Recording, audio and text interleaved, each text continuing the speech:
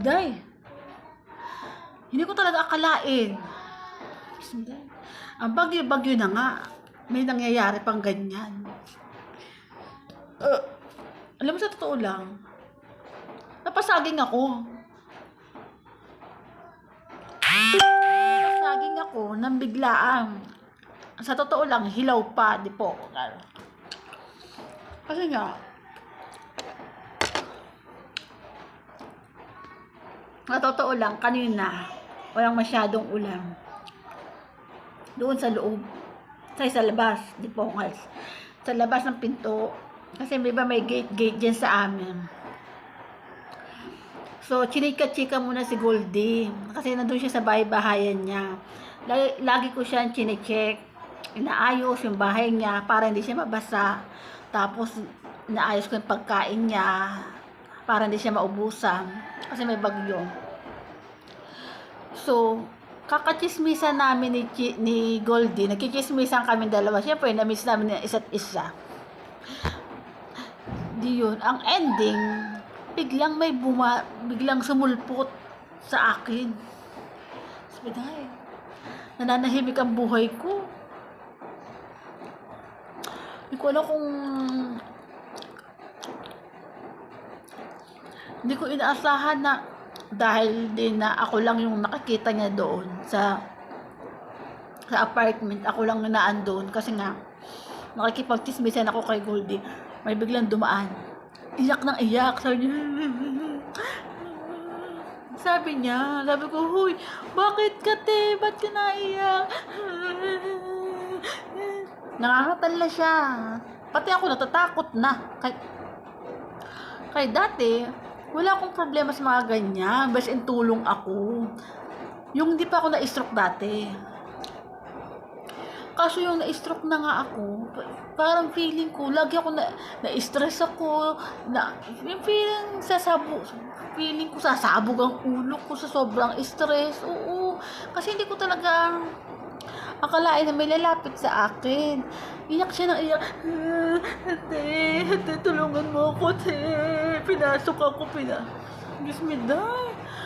So, ang ginawa ko, kasi yung isang kapitbahay ko, bukas din yung pinto niya. So, dinala ko siya doon. Sabi ko, tara, punta tayo doon.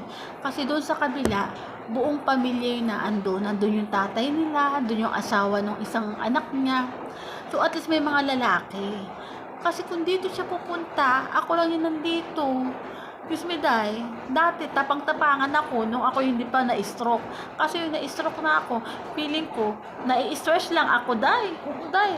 So, ginawa ko siya. Tara, sama ka na doon. Pupunta tayo doon kala ate. So, punta kami doon. Sige, pasok ka doon sa bahay. Kinausap ko yung naka-apartment na, te, patabi muna natin to si Ining. Ining ang tawag namin. Pero dalaga siya. Kasi iyak siya ng iyak. As in talaga nangangatal siya. Kasi, yung pala naman, kasi may apartment dito sa baba, may apartment sa taas. So, sa taas, may dalawang kwarto, dalawang room. So, doon, itong babae na to, yung mga kasama niyang ka-work, ka-apartment, nasa trabaho. So, isa lang siya na nasa loob. So, doon sa kabilang apartment naman, puro lalaki. Ang ending, meron ding isa na natitira doon na apartment. As in, magkatabi lang sila. As in, magkatabi sila ng pinto. Magkatabi ng pinto. So, nagulat siya bigla kasi itong isang apartment na nakatira doon na lalaki, biglang pumunta sa bahay niyang apartment. So, natakot siya kasi biglang pumasok sa loob ng apartment niya hanggang kwarto ata pinasok. Ang chismis ata, kasi hindi ko maintindihan yung iyak niya nagsasalita siya, ganun siya na ganun. Tapos na-chismis siya, hindi ko alam kung nahingi ng pagkain o nahingi lang ng konting, ewan ko kung kanin o ulam, di po nga. Hindi, ang pagkakamali naman kasi ng lalaki kasi, bakit nagdire-diretso ka ng loob ng bahay? Kiss me, day. Natutulog pa yung babae sa kwarto, tapos papasukin doon sa loob ng kwarto. Eh, hindi naman pagkakakapal naman ng muka. Dipungal. Alam mo yung manghihingi ka na lang doon pa sa isang katabing apartment. Papasukin mo ng bigla-bigla, natutulog pa. Di puta. So, kahit naman sino, matatakot talaga. So, ang ending, sabi ko dun sa babae, te, dito tayo sa kabilang apartment kasi wala kang maitutulong sa akin. Hindi kita matutulungan kasi gusto mo baka ma-stroke lang ako lalo sa stress sa iyo. Halika, punta tayo doon. Dinala ko siya doon sa kapitbahay. So, pinagigising ko at kinismis ko.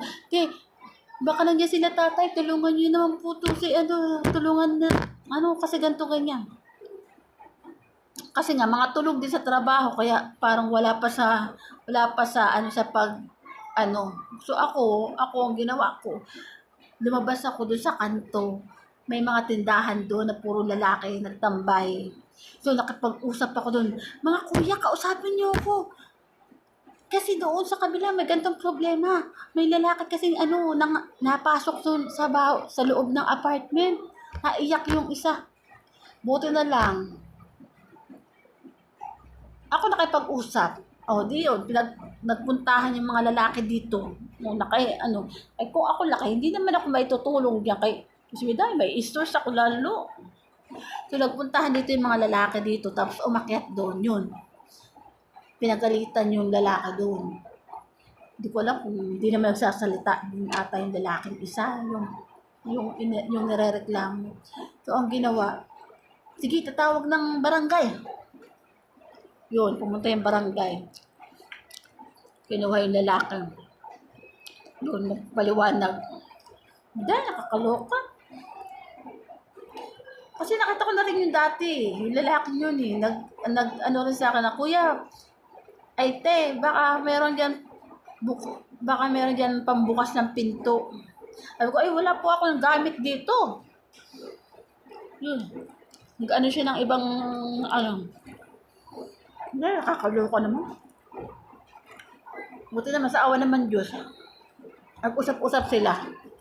Iba ko nakuha ng chismis kasi nandun pa sila sa barangay. Alam mo, kaya ang ending, kahit hilaw pa yung saging, kinain ko yung saging, ayoko ma-stress, Diyos mo dahil. Kaya, chinismis ko na lang din. Parang may magawa lang ako, chinismis ko na lang. Sabay na nga sa inyo. Nag-iisip muna ako ng makakain, gutom ako. Bye na nga sa inyo, chismis.